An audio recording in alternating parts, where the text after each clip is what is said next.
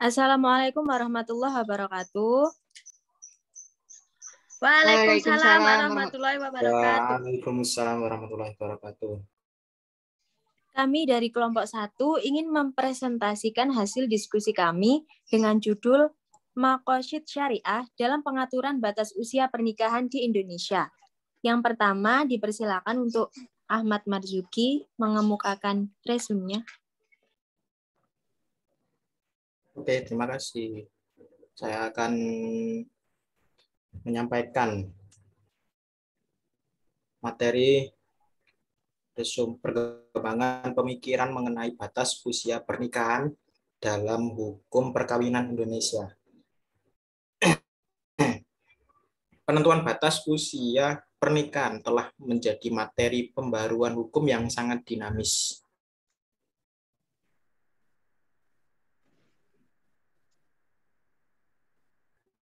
Hanya itu Indonesia bahkan di negara-negara muslim yang ada di dunia. Di antaranya yaitu Mesir 14 tahun bagi laki-laki dan 16 tahun bagi perempuan. Ketentuan ini sama dengan apa yang ditetapkan oleh negara Pakistan berdasarkan Ordonansi nomor 8 tahun 1961 bahwa sebelumnya. Di samping itu, Turki menetapkan dalam pembaruan Undang-Undang tahun 1972 bahwa bagi seorang laki-laki yang baru mencapai usia 15 tahun dan perempuan baru mencapai usia 14 tahun, keduanya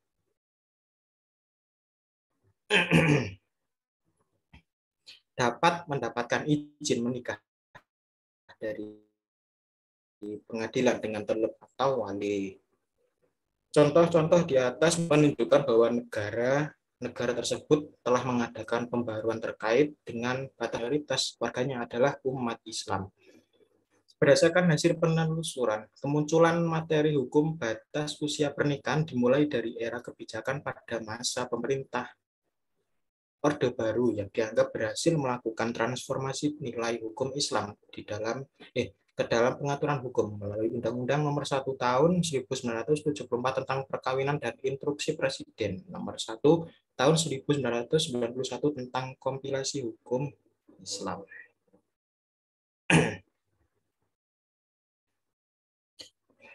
Karena itu pemerintah sebagai pemangku kebijakan mencoba mengambil jalan tengah dengan melakukan kajian ulang di dalam merumuskan pasal-pasal yang memicu konflik dengan mempertimbangkan kehendak umat Islam saat itu. Pada perkembangan selanjutnya, gejolak dan potensi konflik tersebut berhasil diredam setelah diresmikannya Undang-Undang Nomor 1 Tahun 1974 tentang perkawinan, yang menetapkan di dalam pasal 7 ayat 1 bahwa batas usia minimal pernikahan diturunkan dari 21 tahun menjadi 9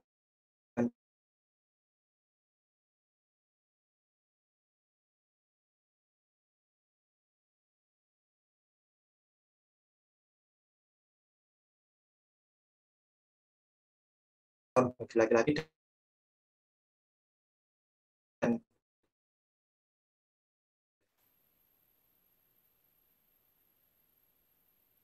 16 tahun.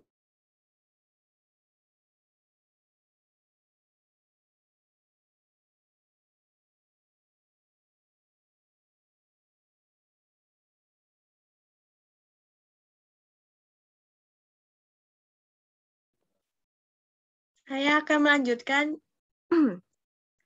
penjelasan yang kedua.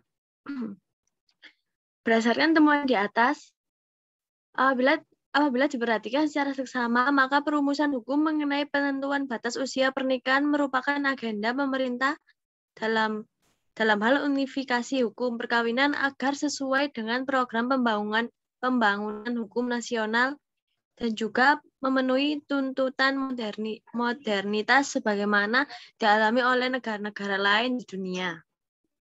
Semenjak dikeluarkannya Undang-Undang Nomor 1 Tahun 1974, aturan tersebut mulai diberlakukan sebagai dasar hukum praktik perkawinan di Indonesia, termasuk di dalamnya adalah hukum mengenai batas usia pernikahan. Dalam perjalanannya seiring dengan perkembangan zaman yang semakin modern, ketentuan usia perkawinan di Indonesia yang ada di dalam Undang-Undang Nomor 1 Tahun 1974 dianggap perlu disesuaikan kembali dengan kebutuhan. Selain itu, menurut para ahli, berdasarkan kajian yuridis normatif, adanya batas usia berbeda bagi perempuan dan laki-laki dipandang masih mengandung sifat diskriminatif. Pada tatanan pemikiran ini, pembaruan hukum perkawinan yang dilakukan di Indonesia mengenai batas usia pernikahan pada satu sisi, pembaruan tersebut diorientasikan pada langkah strategis untuk meminimalisir terjadinya kasus pernikahan usia dini dan mengendalikan jumlah perceraian serta mempersiapkan generasi bangsa agar memiliki ketahanan keluarga yang kuat dan menjadi bagian dari upaya negara dalam respon perkembangan yang terjadi di Indonesia.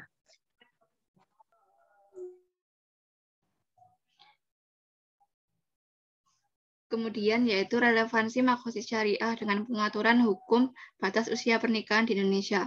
Konsepsi makosid syariah sebagai instrumen sekaligus orientasi bagi pengemban hukum Islam menjadi paradigma penting dalam mengkonstruksi bangunan hukum Islam yang sejalan dengan prinsip-prinsip esensial penegakan hukum Islam. Melalui makosid syariah inilah tujuan dibalik pensyariatan hukum Islam dapat diketahui dan digali dalam rangka mengetahui maksud Allah dalam mensyariatkan suatu ketetapan hukum. Istilah makosid syariah pada dasarnya merujuk pada sebuah makna yang berhubungan dengan tujuan-tujuan Allah di dalam mensyariatkan hukum Islam.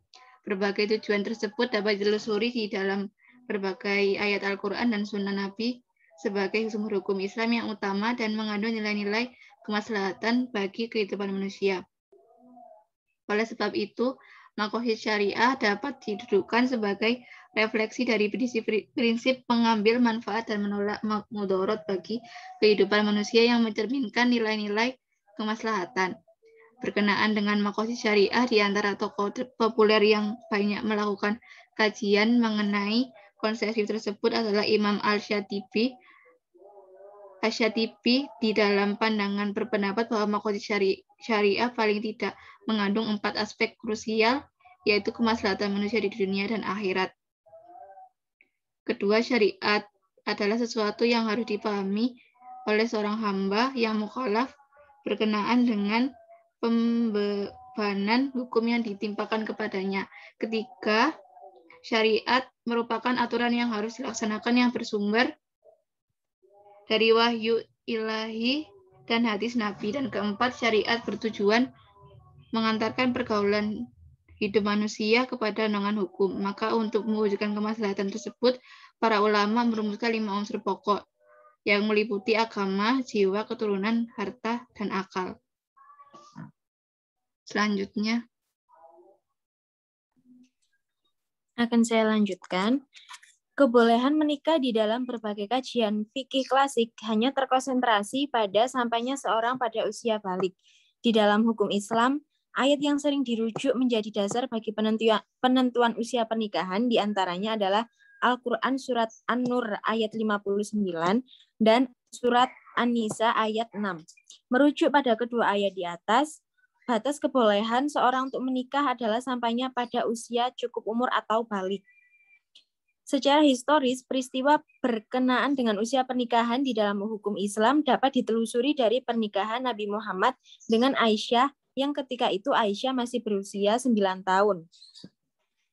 Mengenai batas usia pernikahan dilihat dari sisi kedewasaan atau balik, keterangan lain datang dari para fuqaha yang memberikan pandangan bahwa sampainya seorang pada usia balik adalah ketika telah mencapai usia 15 tahun, baik bagi perempuan dan laki-laki. Hal ini pula lah yang dijadikan pegangan fuqaha di dalam menentukan batas usia menikah.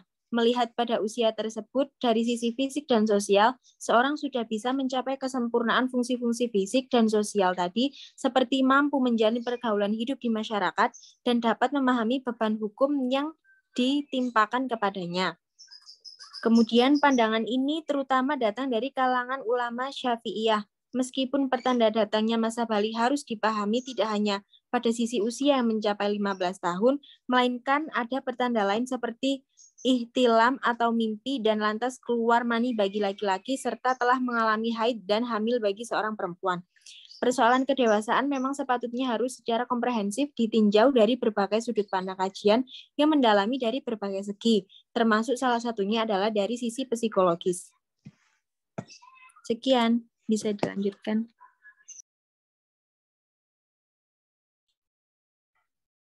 Kematangan bentuk tubuh dan fungsinya ini bisa sisi pertumbuhan dan perkembangan anak yang dapat diamati melalui diekspresikan oleh seorang anak. Hal inilah yang menjadi penanda orang dapat dikatakan dewasa secara fisik. Kemudian dari sisi psikologis, seorang dikatakan dewasa manakala mampu memahami hal yang berkaitan dengan dirinya. Identifikasi dalam melihat kematangan usia anak dari sisi psikologis adalah ketika anak mampu melakukan hal-hal dalam kesehariannya secara mandiri sebagai ekspresi kematangan pemahaman anak atas suatu perbuatan bagi dirinya, mampu memahami dampak perbuatan yang dilakukannya dari segi baik dan buruk.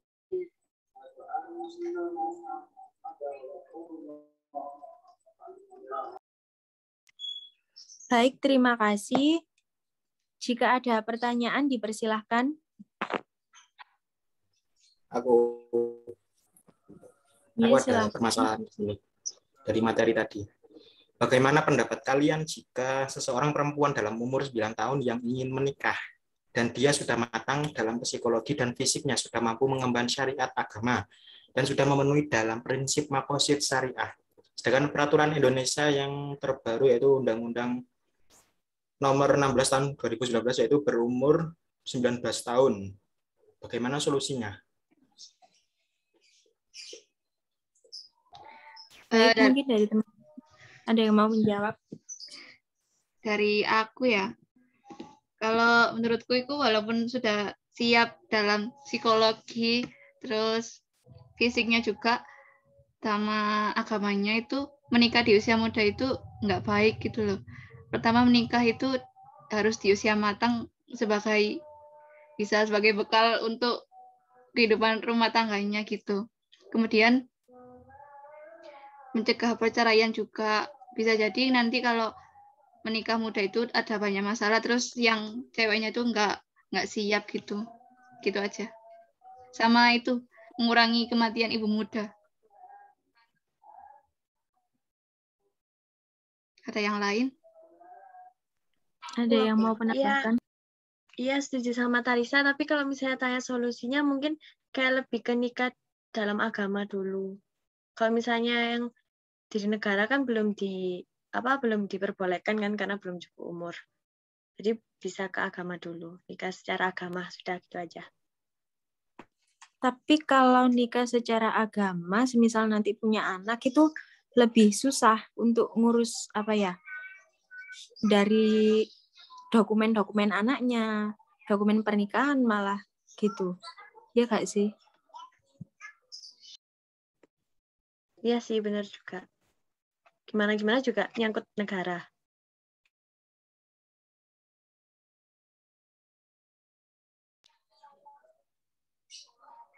Ahmad, apa puas dengan jawaban tersebut?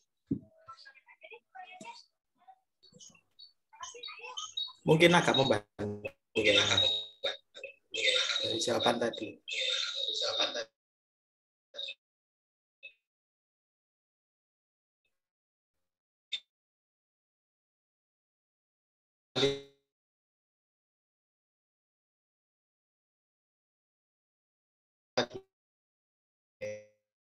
Oke, terima kasih.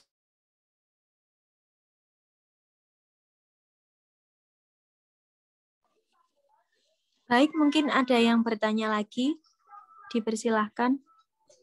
Aku ya. Sebentar.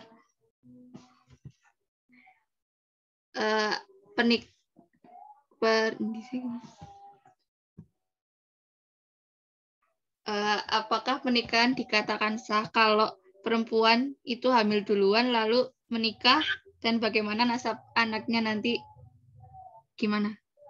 Alasannya juga.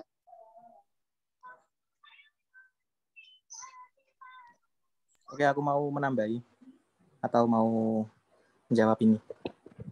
Kalau menurut aku sih pernikahannya tetap sah-sah saja. Kalau sudah sesuai dengan persyaratan yang ada dalam syariat Islam. Tetapi untuk anaknya nanti ini, kalau cewek ya, kasihan sekali nanti waktu pernikahannya.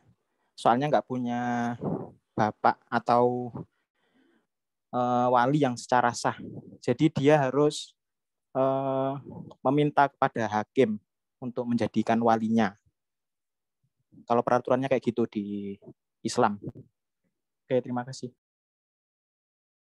Baik, mungkin ada yang mau menambahkan? Aku mau nambahin ya sedikit. Oh, oke. Kalau menurut yang aku baca, ulama itu sepakat bahwa zina tetap memiliki hubungan nasab dengan ibu dan keluarga ibunya. Udah.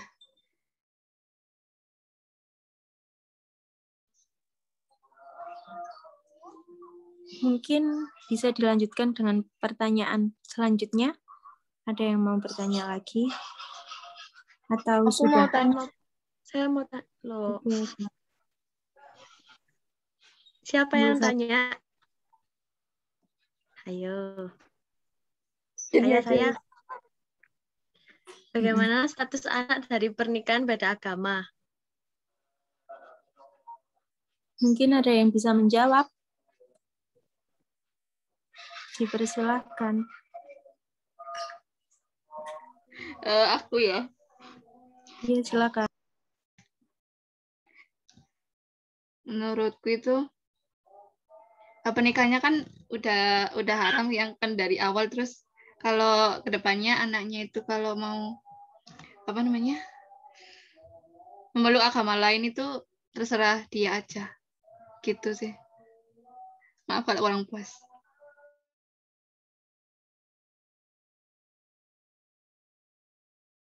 Baik, mungkin ada yang mau menambahkan atau sudah cukup? Aku tambahin dikit aja.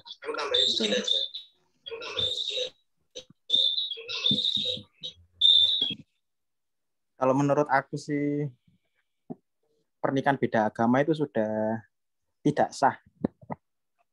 Jadi untuk anaknya nanti kasihan sekali ya, hukumnya dia. Harus sama-sama agama dulu baru lanjut nikah gitu. Oke. Baik. Sekian ya pertanyaannya sudah selesai. Sekian juga presentasi dari kelompok kami. Bila ada salah kata